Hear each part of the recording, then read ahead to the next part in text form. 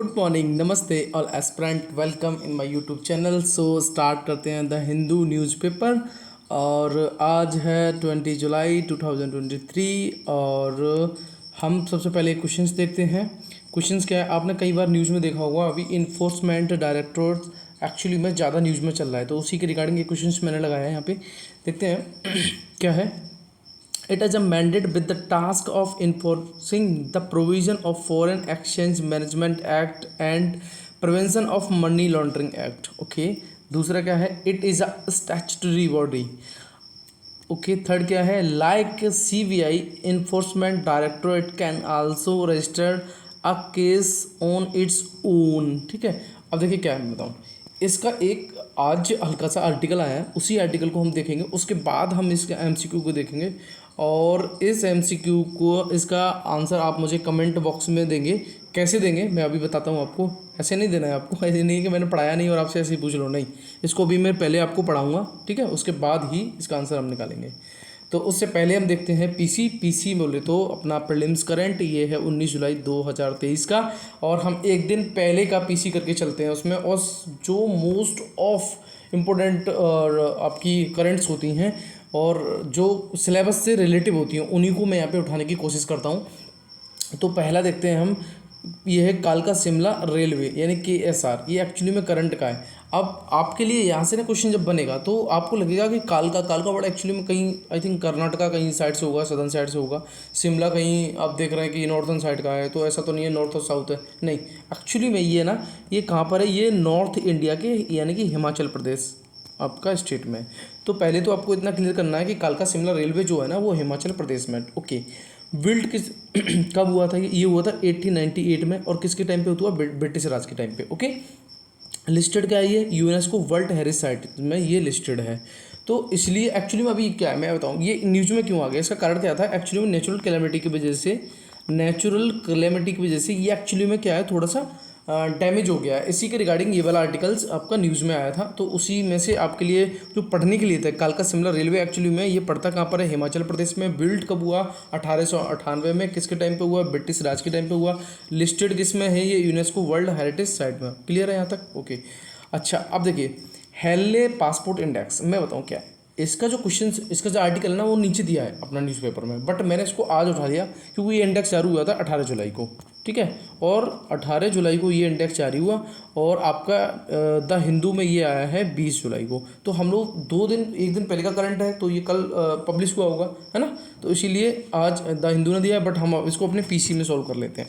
Index है क्या है, व्हाट इज क्या है, you can visit listed country without visa, यानी कि जो भी लिस्टेड कंट्री हैं हाले पासपोर्ट इंडेक्स में और रिगार्डिंग फॉर द इंडिया, तो जो लिस्टेड कंट्री है वहाँ पे आप विदाउट फ्री वीज़ा यानी कि आप बिना वीज़ा के भी जा सकते हैं। 57 ऐसी लिस्टेड कंट्रियां हैं जहां पर आपको आप जो इंडियन सिटीजन हैं तो आपको वीज़ा की ज़रूरत नहीं पड़ेगी, आप वहां आसानी से जा सकते हैं, ठीक है। अच्छा लॉन्च कब हुआ, लॉन्च कैसे, जैसे कंसल्टेंसी हैंडले एंड पार्टनर, इनकी तो कंसल्टेंसी होती है, मतलब कंसल्ट करते हैं ये। और ये डेटा किसका यूज़ करते हैं, डेटा करते हैं इंटरनेशनल एयर ट्रांसपोर्ट एसोसिएशन का, क्या नाम है इसका, IATA, ठीक है। इसका तो डेटा यूज करते हैं। और कौन करता है इनको, consultancy handle and partner. Okay.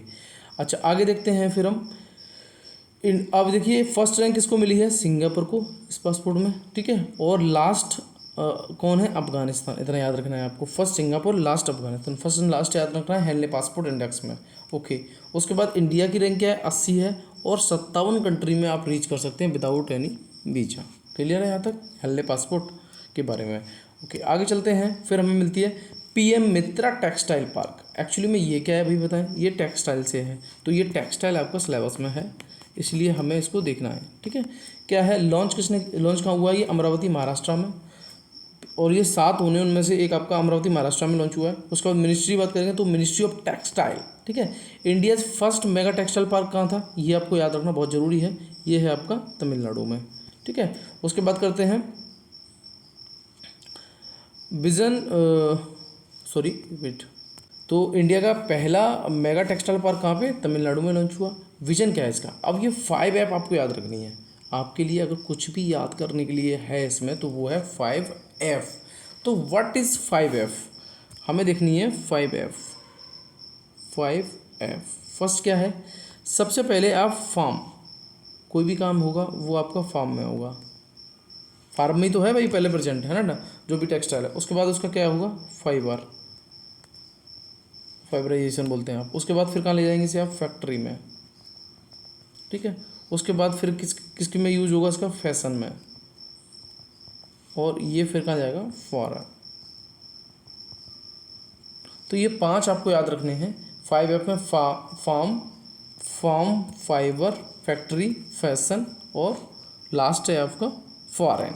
ये 5F आपसे विजन ही पूछ लिया जाएगा, तब वहाँ पे लिखा हुआ only pair 1, only pair 2, only pair 3, you are confused if you not remember this. So आपको ये 5F तो याद करने लिए हैं, है ना। एक बार मैं और रिवाइज कराता हूँ आपको।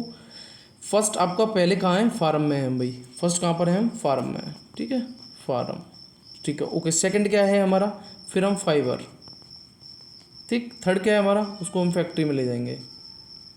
फोर्थ क्या है हमारा, फोर्थ हम उसको फैशन में यूज़ करेंगे। उसके बाद फिर हम कहाँ पे, फॉरेन में। क्लियर है, तो ये 5F आपको याद कर लेनी है। आगे चलते हैं फिर हम। अब आपके लिए क्या इंपोर्टेंट था, ये है चपचार कुट। एक्चुअली में क्या, ये फेस्टिवल है, कहाँ का, ये मिजोरम का, ठीक है। ये न्यूज़ में था इसलिए मैंने यहाँ पे लिखा है। खोंगछोंग परवा, ये एक्चुअली में क्या, सिंगिंग है, म्यूजिकल इंस्ट्रूमेंट, म्यूजिकल आप कह सकते हैं इसको। ये कहाँ का है, मणिपुर का, खोंगछो परवा। और लास्ट में आपका थांगटा, देखिए थांगटा, ये एक्चुअली में डांस है, ये भी कहाँ का है, मणिपुर का, ठीक है। कहाँ का है ये, मणिपुर का। तो आपको इसमें से जो याद करने वाली चीज़ें थी वो मैं बताऊं। एक चापाचार कुट, ये एक्चुअली में फेस्टिवल है मिजोरम का। खोंगचा परबा मणिपुर का सिंगिंग है, और थांगटा ये एक्चुअली मणिपुर का डांस है। क्लियर है यहाँ तक। अब हम आ जाते हैं सेकंड पेज पे। सेकंड पेज देखते हैं अपने पीसी का, क्या है, एडवांस ऑथराइजेशन स्कीम, ये एक स्कीम है, ठीक है। व्हाट इज, तो एडवांस ऑथराइजेशन स्कीम ये क्या करती है, क्या काम है इसका, व्हाट से वर्क, तो देखते हैं। ये एडवांस ऑथराइजेशन स्कीम ये क्या करती है, allow the duty free imports of inputs, जो भी इनपुट्स हैं उनको इंपोर्ट फ्री करती है, और which are physically incorporate in export product, और उनको फिजिकली शामिल किस में किया जाता है, एक्सपोर्ट प्रोडक्ट में, है ना। अच्छा, इम्प्लीमेंट इनको कौन करता है, अब बताएं यहाँ पे एडवांस ऑथराइजेशन स्कीम को, तो director general of the foreign trade under the foreign trade policy, FTP, यानी कि इसको DGFT करते हैं किस पॉलिसी के अंतर्गत, फॉरेन ट्रेड पॉलिसी के अंतर्गत। क्लियर है, advance authorisation scheme, okay.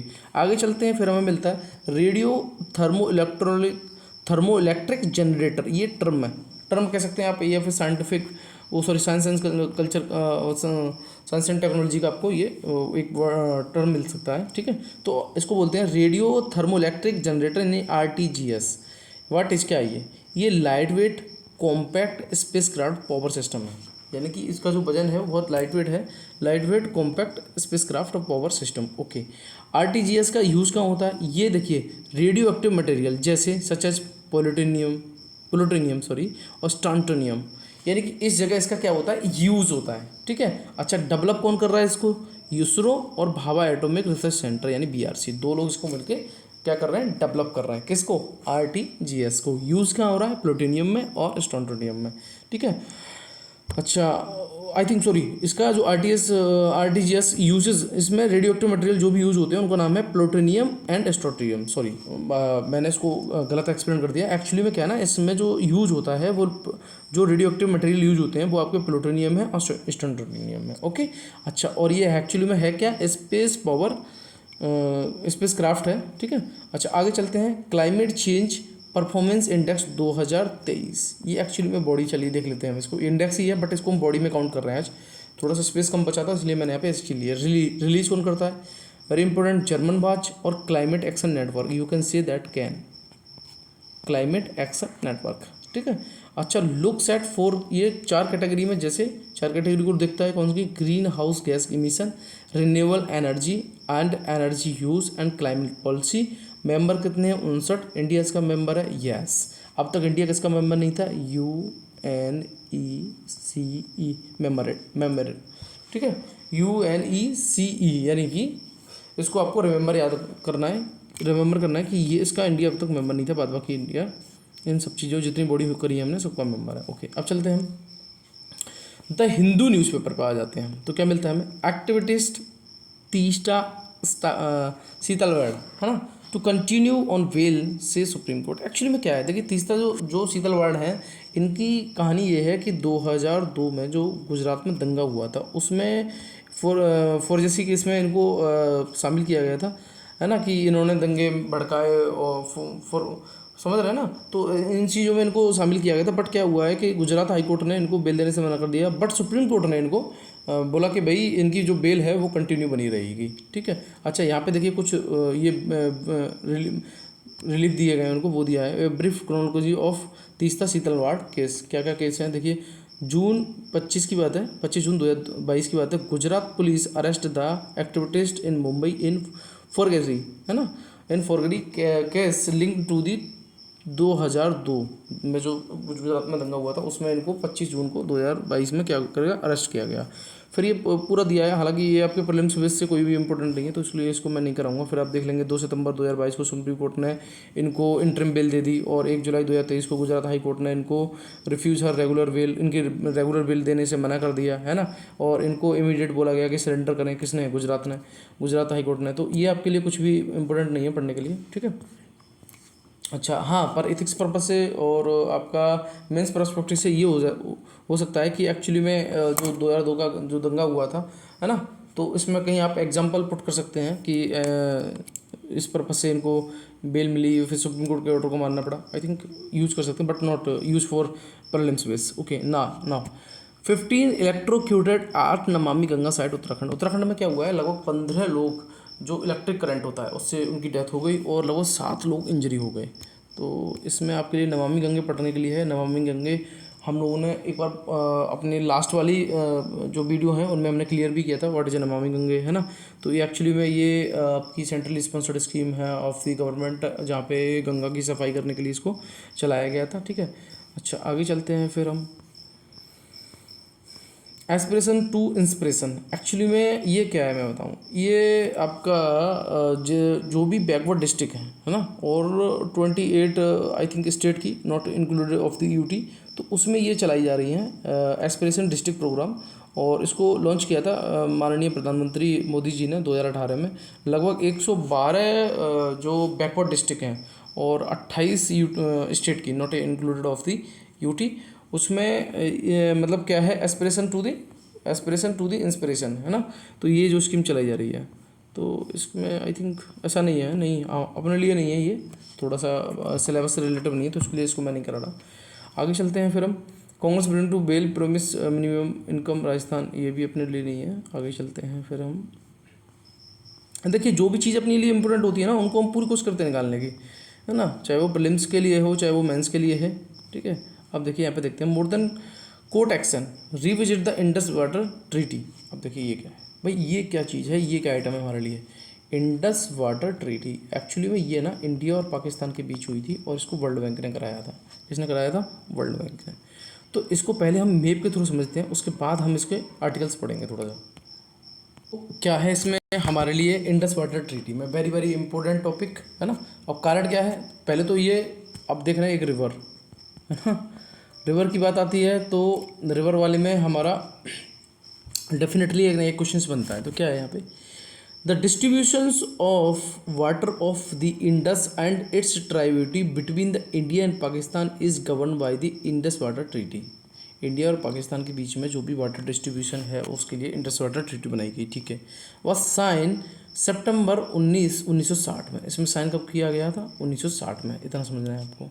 Between the India and Pakistan, ठीक है, and representative of world bank after the 9 year of negotiation. लगभग 9 साल बातचीत करने के बाद रिप्रेजेंटेटिव का काम किसने किया था, वर्ल्ड बैंक ने, between the India and Pakistan 1960 में, Indus water for the Indus water treaty. आगे, partition of India cut across the Indus water basin which has the Indus river plus 5 of its main tributaries. अब Indus की 5 जो main ट्राइब्यूटीज हैं उनको थोड़ा सा हम देखने की कोशिश करेंगे। आगे, वेस्टर्न साइड किसको मिली है और ईस्टर्न साइड किसको मिली है, अब यहाँ पे हमारे लिए समझने के लिए ज़रूरत है। देखिए, पहले तो आपको वेस्टर्न साइड पता होनी चाहिए किसको मिली है, क्योंकि क्या होता है ना कि हम यही कंफ्यूज आ जाते हैं कि जो आपकी इंडस के साथ जो 5 उसकी ट्राइब्यूटीज़ हैं मिला के ये हो गई 6 के आधे आधे करेंगे तो आप कितनी होंगी 3 तो 3 किसको मिली हैं और 3 किसको मिली है उनको देखने की कोशिश करते हैं। यहाँ पे मिलती है आपको, देखिए थोड़ा सा मैं अगर निकालूँ तो आप ये कह सकते हैं, आपने JCI या CGI कह लीजिए, आप CGI, और यहाँ पे आप कह लीजिएगा सब्र। अभी आपको याद होने में थोड़ा सा सहूलियत हो जाएगी, आप अच्छी तरीके से उनको याद कर सकते हैं। जैसे इंडिया जो है ना वो सब्र ज़्यादा करता है ना, और जो पाकिस्तान है वो एक CGI कोड की तरह खुद को कोड समझता है, ऐसे कह सकते हैं आप। या फिर ऐसे कह सकते हैं कि पाकिस्तान एक्चुअली में इंडस वाटर ट्रीटी का जो भी मुद्दा है उसको कोर्ट में ले जाने की कोशिश की, उसी के रिगार्डिंग ये वाला आर्टिकल आज आया है। तो यहाँ पर देखने की कोशिश करते हैं कि वेस्टर्न रिवर में आपकी, अब देखिए सी फॉर आपका चिनाब, J4 आपका झेलम, I4 इंडस। अब मैं वही तो कहता हूँ ना आपको, मैं कोशिश ये करता हूँ कि आपको कोई भी चीज़ अगर आपका टॉपिक उससे रिलेटिव है ना सिलेबस से, तो वो आपको याद हो जाना चाहिए। ठीक है, तो यहाँ पे देखते हैं आपका C4 हुआ चिनाब, J4 हुआ झेलम और I4 क्या हुआ इंडस। ओके, अब सब्र का मतलब हुआ S for Sutlej, B for Beas, R for Ravi. Clear हो गया किसका है ये, इंडिया का, और ये किसका है पाकिस्तान का। अब देखते हैं India's right over these river, India का क्या राइट है इस पर, limited can set up certain irrigation, ठीक है, run of the river power plant, very limited storage and domestic and non consumption use all subject to conditions. यानी कि जो भी यूज होंगे India's right over this river पे, उस पर एक्चुअली में पाकिस्तान के लिमिटेड है। अच्छा आगे, India's right over these river, इन पे कैसा है, इन पे तो लिमिटेड है इंडिया का, चिनाब झेलम इंडस पे। रीज़न ये कि ये पाकिस्तान के एरिया में पड़ रहे हैं। ठीक है, अच्छा अब यहाँ पे बात करते हैं इसमें क्या एक्सक्लूसिव राइट है इंडिया का, यानी कि एक्सक्लूसिव को मतलब समझ देना है, चाहे वो उसको कितना भी यूज़ करे। एक क्वेश्चन इस टाइप का बना हुआ था कि उसमें ये पूछा गया था कि एक्सक्लूसिव राइट इंडिया का कौन सी रिवर पे है, तो सतलज, ब्यास एंड रवि।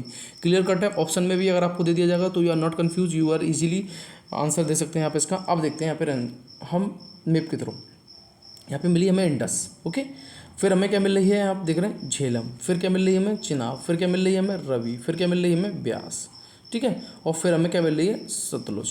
क्लियर हो गया यहाँ तक। तो ये जो 3 है ना आपकी, देखिए इंडस, झेलम और चिनाब, ठीक है, ICJ या फिर CGI, ये आपको मिलेंगे पाकिस्तान में।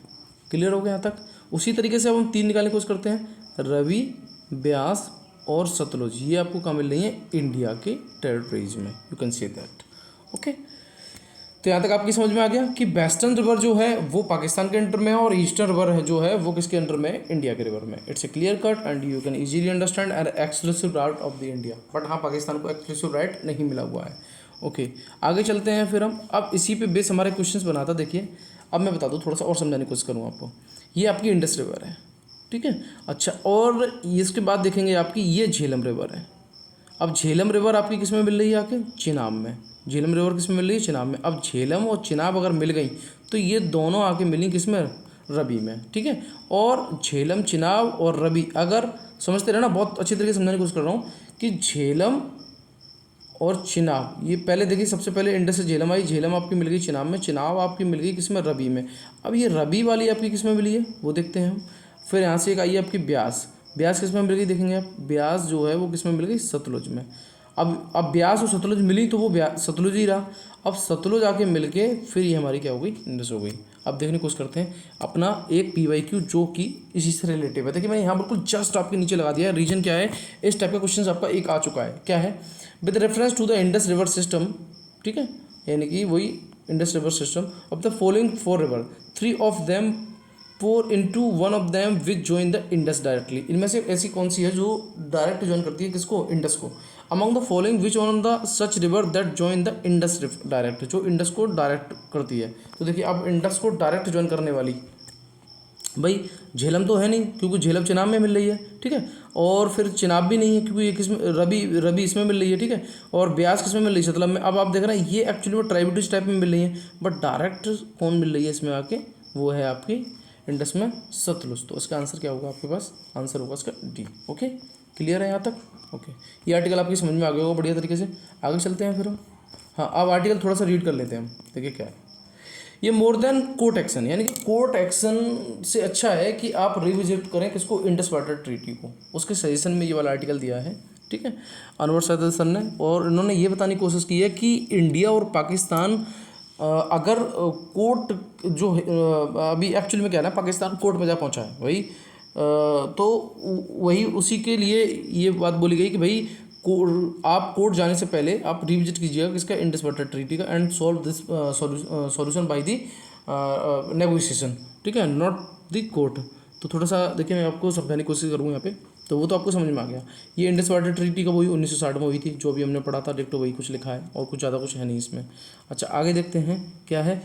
अब देखिए, in the January this year, Pakistan initiated arbitration at the Hague-based Permanent Court of Arbitration to address the interpretation and application of the Indus Water Treaty to certain design element of two run-of hydroelectric project। कौन कौन से, the Kishan Ganga a tributary of Jhelum है, ठीक है, and Ratle hydro electric project on the Chenab. यहाँ पर ये दो प्रोजेक्ट बन रहे हैं। इंडिया रेज्ड ऑब्जेक्शन, इंडिया ने इस पर ऑब्जेक्शन लगाया। As view the court of arbitration is not competent to consider the question put the Pakistan that such questions should instead the decision through the neutral expert process। देखिए मैं बताऊँ क्या है भाई, जब आप प्रोजेक्ट बनाएंगे वहाँ पे तो भाई, और उसके बाद आप कोर्ट भी जा रहे हैं, है ना, तो उसी के रिगार्डिंग क्या है ना कि इंडिया उस पर यही बात कर रहा है कि इसको ये इस पर ऑब्जेक्शन लगाया है। और 6 जुलाई 2023 की बात है, court anonymously passed a decision और रिजेक्टिंग ईच ऑफ इंडिया जो ऑब्जेक्शन, यानी कि इंडिया ने जो भी ऑब्जेक्शन लगाए थे उन सारी चीज़ों को कोर्ट ने 6 जुलाई 2023 को क्या कर दिया, रिजेक्ट कर दिया। समझ रहे हैं आप चीज़ों को? हाँ, इसमें लॉस हमारा होता जा रहा है। Future supply of the water, अब देखिए क्या है, incorporating the two cardinal principle equitable and reasonable utilization and no harm rule in the treaty will help reduce tension between the India and Pakistan। कुल मिला के ये है कि अगर आप इक्विटेबल और रीजनेबल यूटिलाइजेशन करते हैं और कोई भी नो हार्म पॉलिसी को अपनाते हैं तो ये क्या होगा, ये हेल्प करेगा किसमें, बिटवीन द इंडिया पाकिस्तान को इंडस वाटर ट्रीटी के मुद्दे को सॉल्व करने में। क्लियर है? अच्छा, फिर यहाँ पे वही बात कहने की कोशिश की है, समझ रहे ना, इंडिया ने जो ऑब्जेक्शन लगाया उसको रिजेक्ट कर दिया परमानेंट कोर्ट ने। आगे देखते हैं फिर क्या है। अब ये हमने अभी पढ़ा था, क्या पढ़ा था हमने, in the Indus water treaty emphasising wasting of property right in the eastern river, article 2 में सतलज रिवर एंड बेस। अब आर्टिकल 2 आपको देखना है, ये किसको मिला है, इंडिया को। एंड आर्टिकल 3 है जो CGI हमने अभी याद किया था पाकिस्तान का है, उसको article 3, okay, does not take into account future water availability, okay. ऐसे कुछ सजेशन दी गई है, और कुछ देख लेते हैं, कोशिश करते हैं क्या और सजेशन है भाई। इक्विटेबल एंड रीजनल यूटिलाइजेशन, ये मैंने अभी बताया कि भाई उसी से आप इस चीज़ की जो भी टेंशन है उसको आप प्रिवेंट कर सकते हैं। Water suggestion in article 10 1997 convention to lead vital human need in the context of ERU and NHR, vital human need are debated but inclusive of these principles in the Indus Water Treaty will help erasing the difference। समझ रहे हैं क्या कहने की बात करी गई है इसमें भाई, यही बात करने की कोशिश की गई है कि एक्चुअली में ये डिबेटेबल है, ठीक है, और इसकी डिबेट की जानी चाहिए। और इससे क्या होगा फिर, इंडस वाटर ट्रीटी की जो भी उनमें डिफरेंस है, या मान लीजिए उसमें जो भी हमें मुद्दे इशूज़ लग रहे हैं उनको सॉल्व करने की एक हमें तरीका मिलेगा। तो डिबेटेबल होना चाहिए, ना कि कोर्ट के थ्रू होना चाहिए। आई थिंक इस तरीके से बातें करी गई हैं। In atmosphere of lack of trust between, अब इसका कारण क्या रहा है भाई, आपस में इन लोगों में ट्रस्ट कम है ना।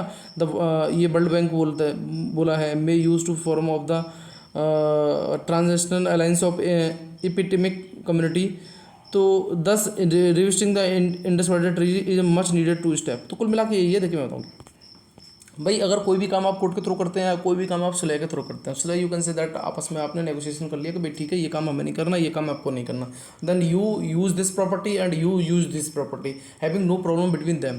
सो इसी टाइप की बात है कि भाई आप उसको मोर देन कोर्ट एक्शन से ज़्यादा आप उसको रिविजिट करिएगा। उसके बाद उसमें आप नेगोशिएशन, अगर इसको आप डिबेटेबल करते हैं, यानी कि डिबेट के बेस पे करते हैं, तो then you can solve this problem, है ना। तो यही सारी चीज़ें हैं। आगे चलते हैं, ये हमने पढ़ लिया, एक हमने MCQ भी लगा लिया। ओपिनियन आप देख लेंगे, it's not important for your. Why are tomato price still high, अभी तक टमाटर के दाम बड़े क्यों हैं, उसका कारण क्या है, उसके कई कारण हो सकते हैं, है ना। तो मैं बताऊं उसके कई कारण हो सकते हैं, ये वन कारण नहीं हो सकता। जैसे tomato produce in the country concentrated regionally in state of Andhra Pradesh, Madhya Pradesh, Karnataka, Odisha, Gujarat, which account for the close 50% of total production according to the Ministry of Agriculture and Farmer welfare figures. लगभग 50% total जो है आपका tomato कहाँ पर होता है उसको देखने की कोशिश करते हैं हम। कौन कौन सी हैं ये आपकी? आंध्र प्रदेश है, मध्य प्रदेश है, कर्नाटका है, उड़ीसा है, गुजरात है। और account for the close 50% of total production according to the ministry ये कह रही है कि लगभग 50% से ज़्यादा आपका यहाँ पे मिलता है, ठीक है। और these are two major crop for tomato annually, kharif and rabi. दो हैं टमाटो की खरीफ और रबी में। अब आपके लिए यहीं पे थोड़ा सा इंपॉर्टेंट हो जाता है, टमाटो एनुअली खरीफ और रबी भी हो सकता है। रबी क्रॉप की बात करेंगे तो हिट्स करती है मार्केट बिटवीन द मार्च में, ठीक है, और अगस्त, ठीक है। वाइल दी खरीफ जो क्रॉप की बात करेंगे ये मार्केट में आती है कब? सितंबर में। तो अभी आप बात करेंगे किसकी चल रही है आपकी? अगस्त तक ये रबी वाली चल रही है, खरीफ वाले अभी टमाटर आए नहीं है। एक करड़िए भी हो सकता है अभी, ठीक है। यानी पर्टिकुलर वन सीजन आप uses the tomato, not other season. So some region of the Maharashtra and Himachal Pradesh are able to grow tomato during the monsoon month, while in the summer लगभग आप देख रहे हैं कि सम जो रीजन है महाराष्ट्र है, हिमाचल प्रदेश में के कुछ रीजन्स हैं, वहाँ पे क्या है ना कि आप टमाटो को ग्रो कर सकते हैं मानसून सीजन में, इस समय पर भी, बाय द समर, है ना। अच्छा, जबकि और गर्मियों में भी। आंध्र प्रदेश ये है आपका Mandapalle region alone account for the tomato cultivation in the entire country, ठीक है। ये एक पर्टिकुलर एक रीजन दिया है। एज फॉर द डेटा दिया है, कुछ देखते हैं यहाँ पे। As for the tomato production it peak in 2019-20 लगभग 21,187 मिलियन टन्स, ठीक है, million tons, and has been decline since कितना 21-22 is drop to 22-69 million tons, ये 2023 में। लगभग आप देख रहे हैं 21.187 मिलियन टन्स था 19-20 में, और डिक्लाइन कितना हुआ है आप देख रहे हैं 20.69 मिलियन टन्स 2022 और 23 में। बहुत से कारण हो सकते हैं, है ना। What is the fuel price, और इट इज़ सीजनल इशू भी हो सकते हैं कुछ, जैसे यहाँ पे दिया है। However policy expert over the year and now RBI national ये NABARD have expressed concern over the high seasonal price volatility of tomato and its impact on the overall consumer price index। इसका पूरा फर्क किस पे पड़ेगा? कंज्यूमर प्राइस इंडेक्स पे पड़ेगा। और NABARD study from the last month no tomato is the most volatile out of the three. सबसे ज़्यादा वोलेटाइल है, चाहे वो ऑनियन हो या पोटैटो हो। आलू और प्याज और टमाटर में सबसे ज़्यादा वोलेटाइल कौन सा है? वो है आपका टमाटो है। तो कहीं के रीजन हो सकते हैं, सीजनल रीजन हो सकते हैं, है ना। उसके बाद एक particular region you can say that area हो सकते हैं जहाँ पे आप टमाटो को ग्रो कर रहे हैं ना। तो ये यही पूछा गया है कि एक्चुअली में अभी तक इसके दाम बढ़े क्यों हैं, ठीक है। आगे देखते हैं फिर हम क्या है। Study suggest increase the producing capacity of tomato. ये इंक्रीज क्या सजेस्ट करती है कि अगर भाई मान लीजिए आपको टमाटो को इंक्रीज करना है, ठीक है,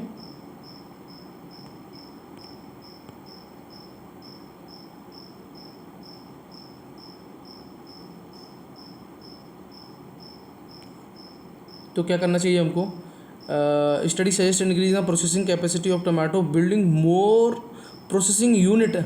ज़्यादातर हमें प्रोसेसिंग यूनिट बनानी चाहिए। Linking tomato value chain to processing at least 10% of tomato production into the tomato paste and puree during peak season.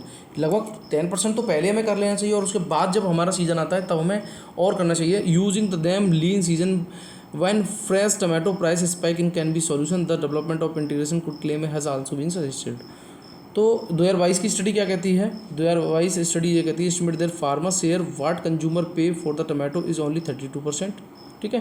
Eliminating middle mans and increasing farmer producing organisation to sell produce directly as well as amending rule of the agriculture produce market committee to reduce commission and other fees has been suggested. कुल मिला के ये है कि भाई लगभग आप मान लीजिए जो है आपका कंज्यूमर पे टमाटो लगभग ओनली 32% है, और अगर आप agriculture produce market committee reduce कर देती है ना, फीस हैज़ बीन सजेस्टेड, जो भी फीस लगती है, तो भी इसको आप आई थिंक थोड़ा सा रिलीफ मिल सकता है टमाटो की प्राइस में। और ये जिस्ट दिया होता है थोड़ा सा, आप अगर चाहें तो इधर भी देख सकते हैं, जो इसमें दिए होते हैं सारी चीज़ें वही होती हैं, कोई नहीं। तो हमने पढ़ लिया क्या कारण था इसका। अच्छा, आगे देखते हैं।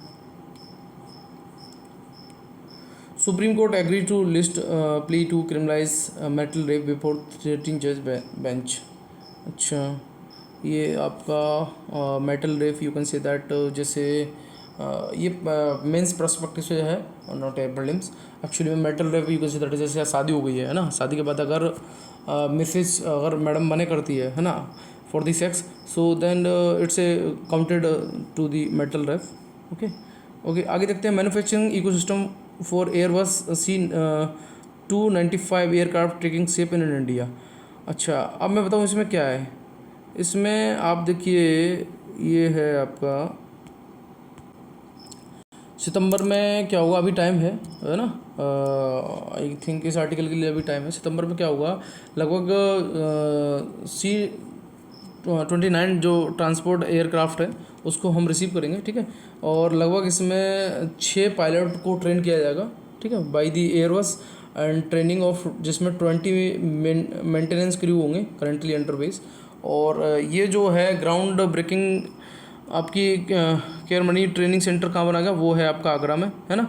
और March with the full motion of segments to be deliver by the end of 2024। और मार्च के लगभग आई थिंक 2024 तक इसको हमें डिलीवर करने का वो मिलेगा। अच्छा, आगे देखते हैं फिर क्या है इसमें, अभी तो टाइम है तो इस आर्टिकल में ऐसे कुछ है नहीं। आगे देखते हैं। EDC note assist DAVC in case against TM Tamil Nadu minister. अब देखिए आपने कई बार ना ED को सुना है ना, ये क्या है ED, अभी मैंने बताया था ऊपर एक क्वेश्चन है जिसको मैं सॉल्व कराऊंगा। तो इसमें ना आपको देखना है ED क्या है ना, व्हाट इज ED। तो मैं पहले ED को सॉल्व कराने की कोशिश करता हूँ। यहाँ पे देखिए ये इनसाइट का एक एक्चुअली में अच्छा है, मैंने वहाँ से ले लिया, कोई दिक्कत नहीं है। बट ये मेरे पास भी नोट्स में लिखा हुआ है, देखते हैं what is ED। ED, it is a multidisciplinary organization mandated with the investigation of offense of money laundering and violation of foreign exchange law। तो दो चीज़ों में ये मनी लॉन्ड्रिंग और अगर वायलेशन होता है फॉरेन एक्सचेंज लॉ का तब भी ये काम करती है, ठीक है। फंक्शनिंग क्या है, it is an agency under the department of revenue and ministry of finance. पहले तो आपको इतना याद रखना है, ये department of revenue of ministry of finance, it is not statutory body. अब आपके लिए क्वेश्चन आता है, it's a statutory body, not, it's a not statutory body.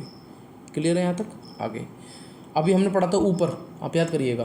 Question जब आप सॉल्व करेंगे ना, मैं अभी पढ़ा दे रहा हूँ आपको, इजीली आपको क्वेश्चन सॉल्व हो जाएगा। मैंने कोई भी क्वेश्चन आपसे डायरेक्ट नहीं पूछा है, मैंने जो भी क्वेश्चन आपसे पूछने की कोशिश की है ना, तो उसका मेन या तो वो आपका न्यूज़ में रहा है या फिर उसको मैंने पहले सॉल्व कराया है, then I ask this type of questions, ठीक है। मैं डायरेक्ट ऐसे क्वेश्चन को हिट नहीं करता, क्योंकि मुझे भी पता है आप फ्रेशर हैं या मान लीजिए आप तैयारी भी कर रहे हैं तो एकदम चीज़ें याद नहीं आती हैं, उसके लिए हमारे पास कोई ना कोई एक्सप्लेनेशन होनी चाहिए। अच्छा, अब क्या है, जेनेसिस का है, कहाँ से उत्पत्ति हुई है। फॉर्म ऑन 1 मई 1956 में as enforcement unit, renamed enforcement director 1957, ठीक है। 1957 में इसका जो है नाम क्या कर दिया गया, चेंज कर दिया गया। Administrative control transport department of revenue 1960 में, ठीक है। आगे स्ट्रक्चर की बात करते हैं। हेडक्वार्टर का इसका दिल्ली में, इसको हेड कौन करता है, डायरेक्टर ऑफ इन्फॉर्मेंट, यानी कि ED का डायरेक्टर अगर आप उल्टा करेंगे तो वो DE, ओके।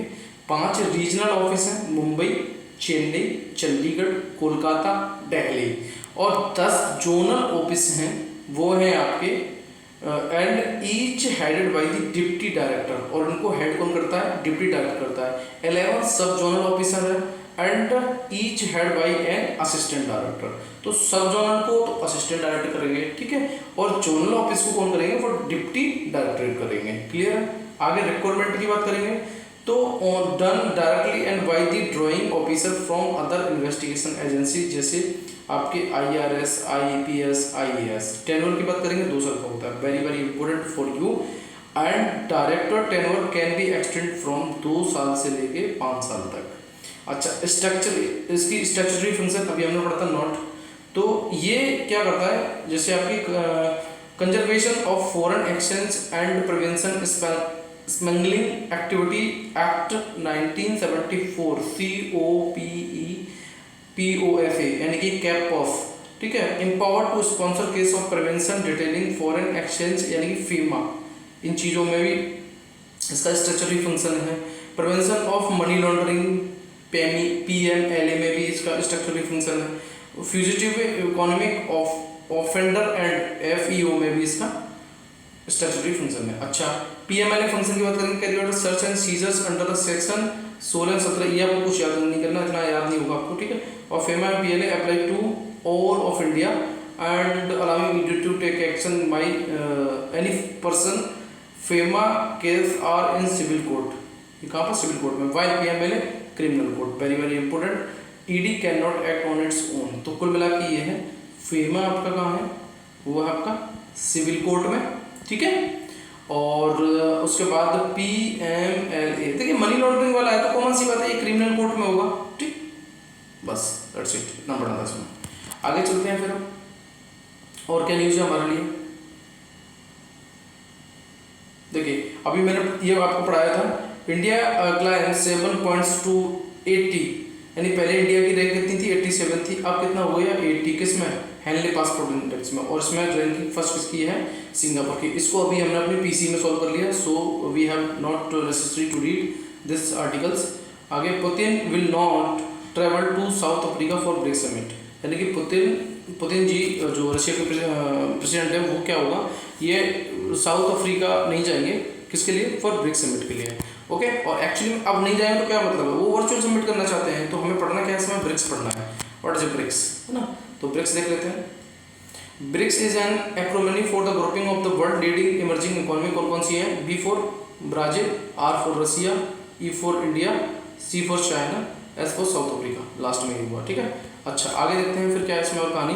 2001 की बात है, ठीक है। British economist GM O'Neill coined the term BRICS to describe the 4 emerging economy, Brazil, Russia, India, China. आप देख रहे हैं ब्रिक था ये पहले, not A S, south Africa नहीं, क्लियर है, कब, 2001 में। आगे क्या होता है कहानी फिर में, the group was formalised during the first meeting of BRICS foreign minister 2006, तो पहली मीटिंग कब हुई 2006 में। उसके बाद South Africa was invited to join BRIC in December 2010, South Africa को बुलाया गया 2010 में, और पहली मीटिंग कब हुई 2006 में, क्लियर कट है यहाँ तक। उसके बाद इसको पहले क्या बोल लेते हैं, ब्रिक, जिसमें Brazil, Russia, India, China, not south Africa. तो आगे अब क्या बात करते हैं, शेयर क्या है ब्रिक्स के, the BRICS bring together 5 of the largest developing country. Developing country है कौन सी आपकी, 5, ठीक है। रिप्रेजेंटेड लगभग 41% ऑफ ग्लोबल पॉपुलेशन, कितना पॉपुलेशन 40%, और 24% आपकी क्या होगा जीडीपी, और 16% आपका क्या होगा ग्लोबल ट्रेड। ये शो करता है क्या, शेयर करता है ब्रिक्स, क्लियर है यहाँ तक, ओके। तो इसमें हमें पढ़ना क्या था, इसमें हमें पढ़ना था ब्रिक्स। अच्छा इसके लिए हमें मैपिंग की जरूरत क्यों नहीं पड़ेगी, मैपिंग देखिए मैं इसमें मैपिंग की जरूरत हमें इसलिए नहीं पड़ेगी क्योंकि ब्रिक्स के सीधे सीधे नाम से आप निकाल सकते हैं। बी फॉर ब्राजील हो गया, ठीक है, जैसे बी फॉर ब्राजील हो गया आपका, आर फॉर रशिया हो गया, ई फॉर इंडिया हो गया, सी फॉर चाइना हो गया, एस फॉर साउथ अफ्रीका हो गया। अब इसमें आपको याद रखना है, अगर आप ये थोड़ा सा डेटा याद रख पाएँ, है ना, ग्लोबल पॉपुलेशन इतनी है, ठीक है, 20% GDP की बात करता है, 16% ग्लोबल ट्रेड की बात करता है। कौन, ब्रिक्स में आपको फुल फॉर्म याद होगी, ठीक है। इसको रिकमेंड किसने किया था, जेम ओनेल ने, ये देखना है आपको थोड़ा सा। उसके बाद फर्स्ट ये ब्रिक था, और उसके बाद ये ब्रिक्स हो गया, ओके।